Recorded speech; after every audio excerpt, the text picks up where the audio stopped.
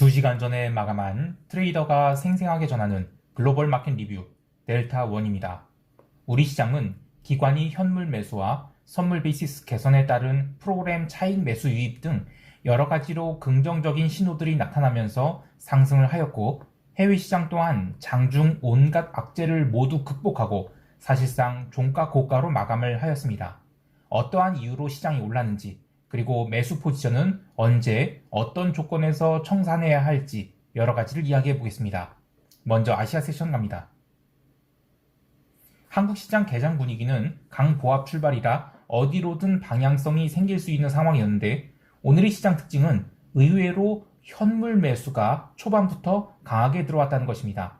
특히 삼성전자를 중심으로 기관이 현물 매수가 인덱스 바스켓으로 골고루 들어왔는데, 이러한 매수가 프로그램 차익 매수로 유입된 것이 아니라 비차익 매수로 골고루 유입된 것인지라 시장 상승에 큰 역할을 하였습니다. 이러한 기관이 현물 매수는 전일이 수급 상황에 힌트가 있었어요. 전일 금융투자는 네이키드 선물 4천억 매수를 했죠. 그리고 오늘 선물을 현물로 스위칭했다고 볼 수 있는데요. 그래서 오늘은 기관이 현물 매수에도 불구하고 시장이 상승 각도가 가파르지가 않았습니다. 그럼에도 불구하고 선물 베이시스는 개선이 되었는데, 외국인들은 현물 수급 개선, 특히 삼성전자를 필두로 한 대형 인덱스 종목이 수급 개선이 보이자 어쩔 수 없이 선물을 사들어갈 수밖에 없었죠. 막판에는 선물 매수량은 좀 줄이기도 했지만 현물이 장중 매도분은 모두 걷어내면서 외국인들도 상방 추세를 열어놓았다고 할 수 있겠습니다. 사실 아시아 세션에서 홍콩 증시가 폭등을 하고, 또 중화권 증시 초강세는 물론이고 인도 증시까지도 강력한 상승 전환이 나오면서 오늘 이머징 인덱스가 플러스 2.56% 급등 전환을 하였는데, 그런 것에 비하면 우리 시장 상승폭은 얼마 되지 않는다고 볼 수 있지만, 수급이 열쇠가 외국인만이 아닌 기관이 현물 매수가 들어오면서 최소한 하나는 더 열렸다라고 할 수 있겠죠. 방금 마감한 야간 선물이 근래 들어서 제법 크게 상승한 2.35포인트대로 마감을 한지라 350선을 갭 상승으로 도달할 가능성이 있고, 누적된 외국인이 선물 매도 3만 계약의 평균 단가가 355선이기 때문에 외국인들은 콜옵션 매수 해지를 더욱 늘려가면서 시장이 상승을 방어할 것으로 봅니다. 물론 장중 매매는 여전히 어려운 상황입니다. 우리 시장이 변동성은 이 V코스피 기준 이제 19포인트대로 내려왔고, 장중 진폭도 점진적 상승은 맞지만 그 폭이 크지 않아서 한번 포지션을 잡고 버티지 않으면 이익을 내기도 어려울 뿐더러 혹여 있을 장중 변동성을 고려해서 무거운 포지션을 잡기도 부담스럽죠. 그래서 이럴 때는 어쩔 수 없이 컨빅션이 필요해요. 시장이 상승 기조라면 우직하게 포지션을 잡고 밀어붙이는 것이 이래저래 롱숏 왔다 갔다 바꿔 타는 것보다 훨씬 낫습니다. 특히 저점과 고점을 노려서 내가 그걸 맞추려고 줄긋고 하는 것보다는 전체 방향성을 보면서 내가 감당할 리스크의 크기를 계산하고 적절한 시각이나 가격이 오면 사정없이 포지션을 들어가는 것이 이런 어려운 시장을 이겨낼 수 있는 답으로 보는데요. 변동성이 지금 19포인트대죠. 근데 잔존일은 24일이나 남았어요. 어떻게 보면 옵션 가격은 굉장히 싼 겁니다.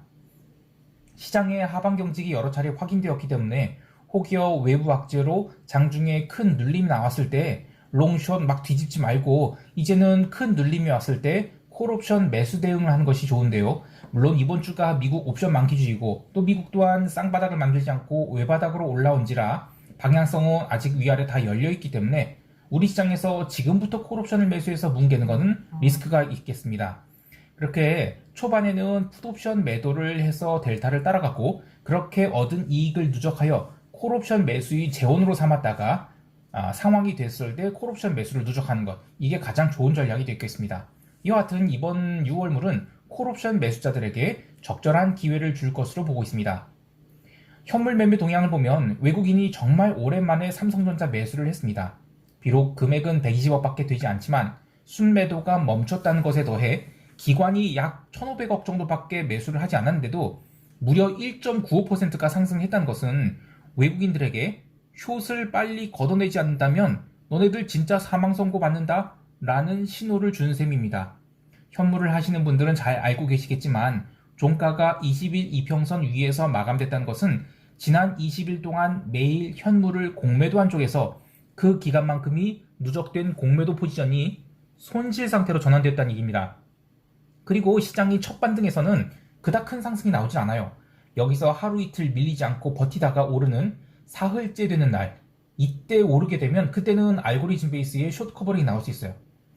또 한 가지 의미 있는 변화를 이야기하면 방금 마감한 미국 시장에서 TSMC가 3% 넘는 상승을 하면서 나이스 시총 1위를 탈환했어요. 반도체 주식, 마이크론이나 AMD, 인텔 같은 것도 강력한 반등을 했기 때문에 우리 시장은 갭 상승을 하고도 밀리지 않고 추가 상승을 할 수 있다고 본데요. 변동성이 껌딱지 붙은 상태에서 갭 상승이 나온다고 하면 콜옵션 355 이상은 빠른 환매가 나올 수 있는 상황이죠. 따라서 갭 상승 나왔다고 콜 매도를 하거나 웬떡인가 해서 풋 매수를 하고 나면 오히려 일중 최고점에서 풋옵션을 매수한 상황이 될 수 있어요. 오히려 350선 안착하고 나면 시장은 더욱 하락이 쉽지 않다라고 생각하고 롱 포지션을 강화하는 것이 좋은데요. 저는 이미 풋 매도를 나름 빵빵하게 갖고 있는지라 추가로 매매를 할 가능성은 낮지만 여하튼 이 정도로 올라왔다고 콜 매도를 하는 일은 하지 않을 것입니다. 자, 여기까지 하고 유럽 세션 갈게요.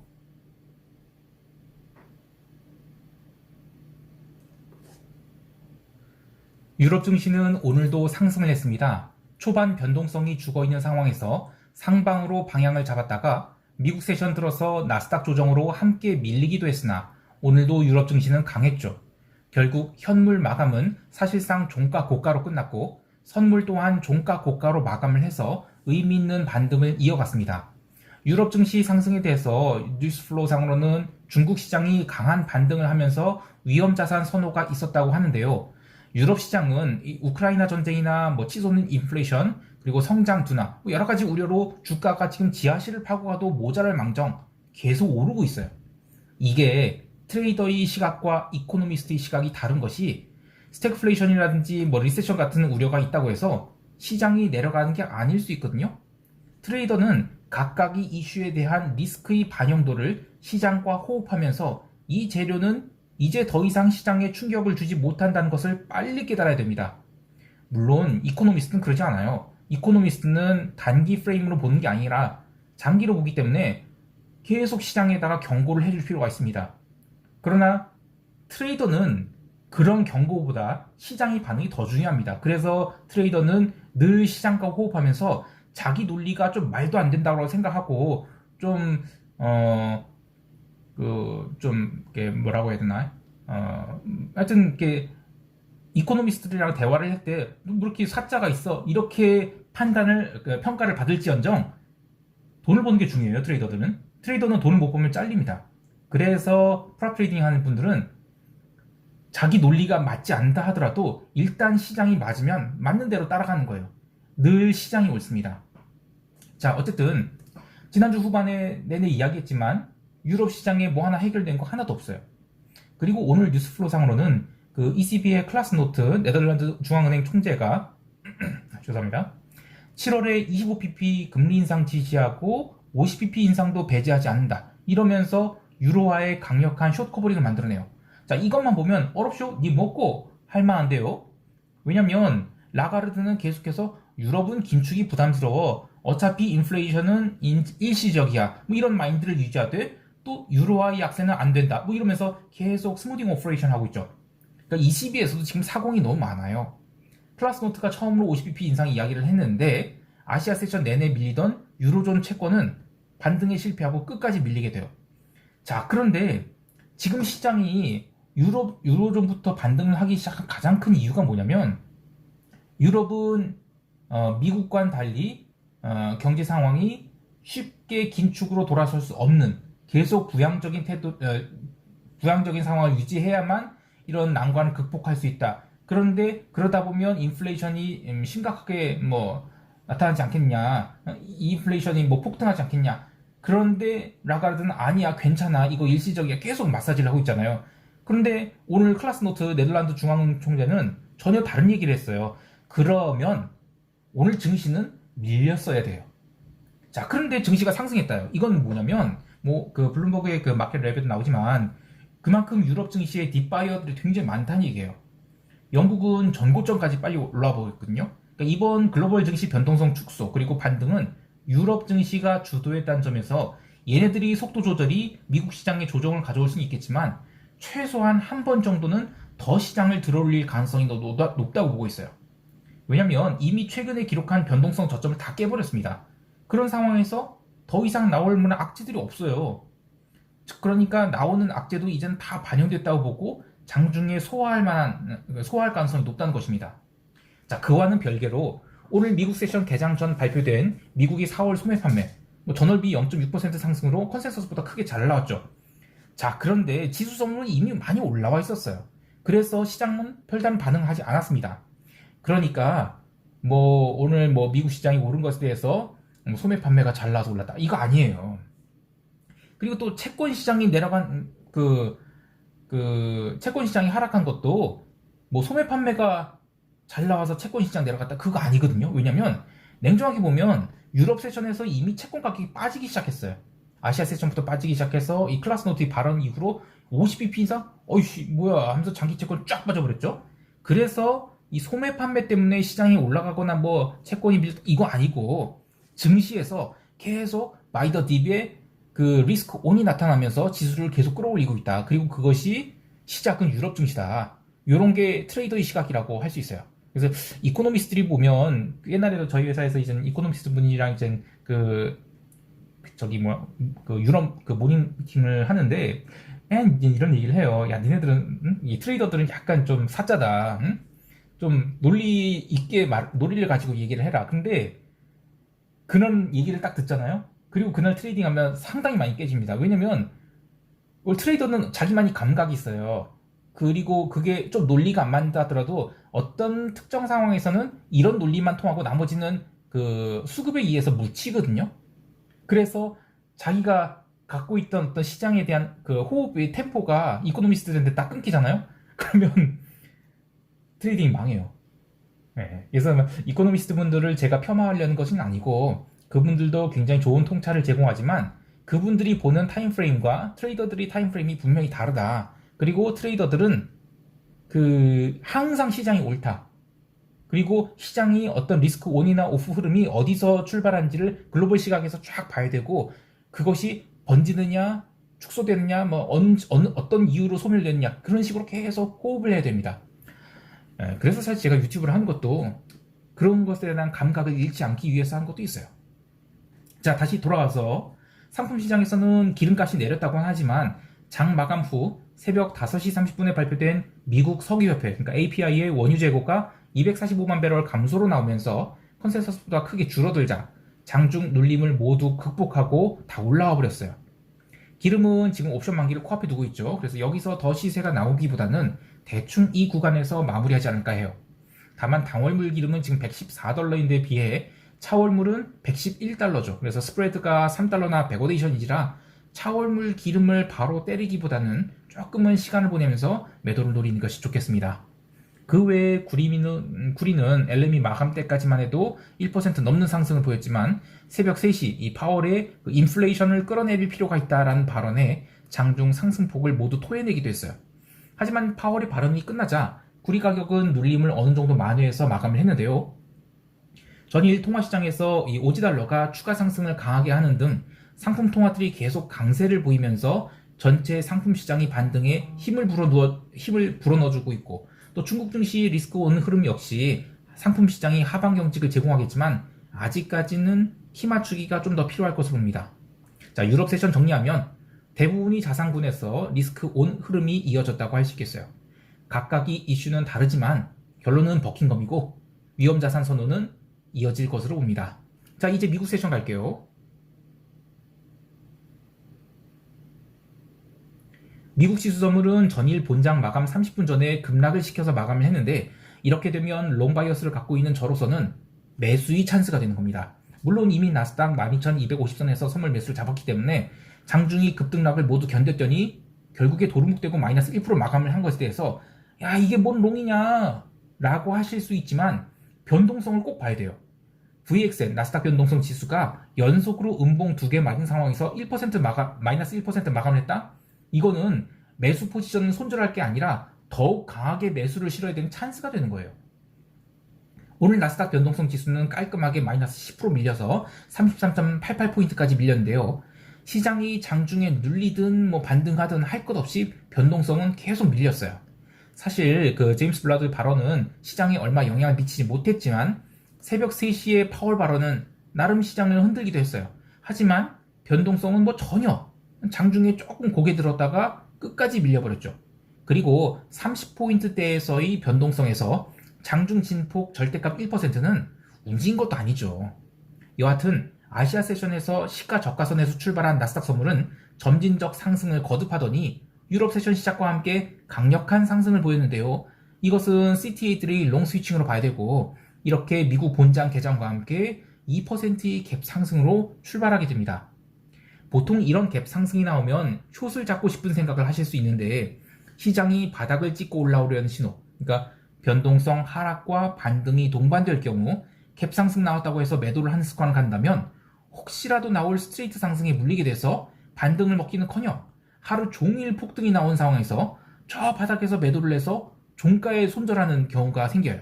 특히 오늘 선물이 갭상승 2%에서 출발을 했다고 하지만 현물 기준으로 보면 1%밖에 오르지 않은 것이죠.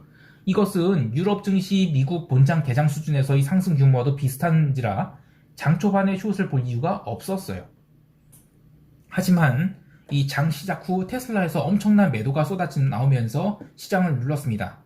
물론 개별 종목 재료긴 하지만 어쨌든 나스닥 말고 또 다우지수도 밀렸는데 이 월마트가 갭으로 마이너스 8% 출발을 해서 하루 종일 눌렀죠. 그래서 11% 넘게 하락을 했는데 월마트의 하락 이유가 인플레이션으로 인한 소비 둔화 이래서 이야기를 하고 있어요. 근데 사실 이런 하락은 리세션이 현실화를 주가가 반영한 거나 다름없어요.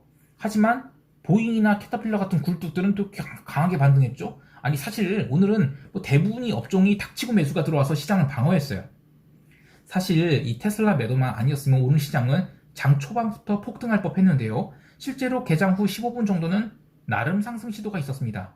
그러나 구글과 아마존 등 대형주가 좀 더 눌리면서 처음 1시간 정도 조정을 세게 줬는데요. 그러한 조정에도 불구하고 변동성이 살아나지 않았다는 것이 오늘 시장의 핵심입니다. 여러가지 이유가 있겠지만 내일이 변동성 선물 5월물 만기죠. 또 6월물은 지금 제법 강한 콘텐코 상태입니다. 그러니까 시장의 변동성 매수의 가수효가 지금 사라진 상황이에요. 추가로 하락이 돼서 해지를 할 필요가 없던 것이죠. 자, 아쉬운 부분은 그래도 장중 눌림이 절대 적지 않은 양이었어요. 거의 개장 이후 찍은 고점 대비로는 한 200포인트가 밀렸었기 때문에 상당한 스트레스를 줬고 조금 더 눌려야 추가 매수를 할 수 있는 구간에 도달한지라 그 자리를 터치하고 올라가지도 않았거든요. 그래서 추가 매수는 하지 못했는데 그래도 하루 종일 스트레스 많이 받았어요. 여하튼 결론적으로는 잘 버틸 수 있었고 그래서 종가 고가의 의미 있는 반전 추세를 다 챙겨 먹을 수 있게 됐습니다. 개별 종목 보면 이 대형주들이 모조리 상승한 것은 물론이고 금융주도 대부분 3%가 넘는 상승을 했고 또 시티그룹 같은 경우에는 무려 8.95% 상승을 했습니다. 버핏 할아버지가 이 시티그룹 샀다고 해서 폭등을 했는데 장중에 계속 고가권에서 머물렀던 것을 생각하면 이제 금융주도 하방 경직이 생겼다라고 봐야 되겠어요. 이제 시장 총평하면서 대응 전략 이야기할게요.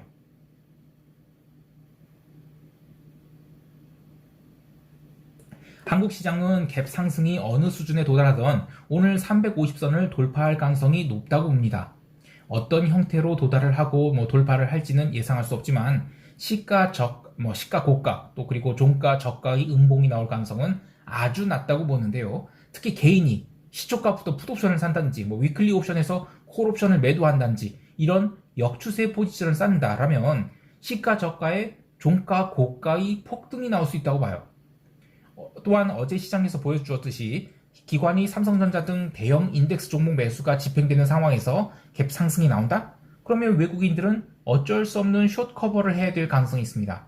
즉 시세의 주도권이 지금 개인에게 달려있지 않은 상황에서 외국인이 이러한 매매를 한다면 시장은 최소한 10시 30분까지는 일방적 상승할 가능성이 큽니다. 따라서 어제 쌓은 풋옵션 매도 포지션은 익절하지 않고 그대로 끌고 갈 것이고 불필요하게 콜 매도를 빨리 해서 상단을 제한하는 일은 하지 않을 것입니다. 외국인들이 선물 매도 평균 단가인 355선까지는 이번 주 내내 무난하게 도달하지 않을까 하는데요. 이렇게 시장이 바닥에서 올라오기 시작할 때는 찔끔 먹고 역추세 타는 시기의 그런 행동은 최대한 자제해야 됩니다. 최소한 일봉상 작은 음봉이 나올 때까지는 계속 롱마인드 유지합니다. 해외 시장에서는 딱히 매매할 것이 없는데요. 주요 상품이 옵션 만기가 지금 진행되고 있고 선물도 롤오버가 진행되고 있죠. 그래서 장중 매매가 쉽지 않은 상황이에요. 오늘도 기존 나스닥 선물 매수 포지션이나 채권 스프레드 그리고 구리 매수, 오지달러 매수 그대로 유지할 생각입니다. 참고로 오늘 새벽에 있었던 파월의 발언 중 인플레이션을 되돌리는 과정에서 실업률이 나오는 것은 감수하겠다 이런 분명한 발언을 했어요. 자, 근데 이제 수요일은 원유 재고 빼고는 비중 있는 경제 지표가 없고 목요일에 주간 신규 실업수당 청구 건수 발표되죠. 이때 채권 시장이 어떤 방향성을 보일지를 주목해야 됩니다. 어떻게 보면 장기 채권이 최근 들어서 유럽 채권 반등과 함께 의미 있는 상승을 했다가 다시 고꾸라질 수 있는 상황이에요. 그런데 수요일에 증시는 저는 별로 특별하게 의미 있는 폭등이라든지 이런 건 없을 것 같아요. 그런데 목요일에 신규 실업수당 청구가서 와장창 망가져서 나왔다. 그러면 장기 채권 시장이 부러질 수도 있겠죠. 그런데도 증시가 잘 버티거나 올라간다? 어떻게 보면 이게 전체 상품 가격이 하락 전환 신호가 되지 않을까도 생각을 해봐요. 근데 이 부분에 대한 트레이딩 로직은 목요일 시황 때 좀 더 보충을 해서 이야기하도록 하겠습니다. 자, 오늘도 성공 투자하시길 바라고요. 이상 델타원이었습니다. 감사합니다.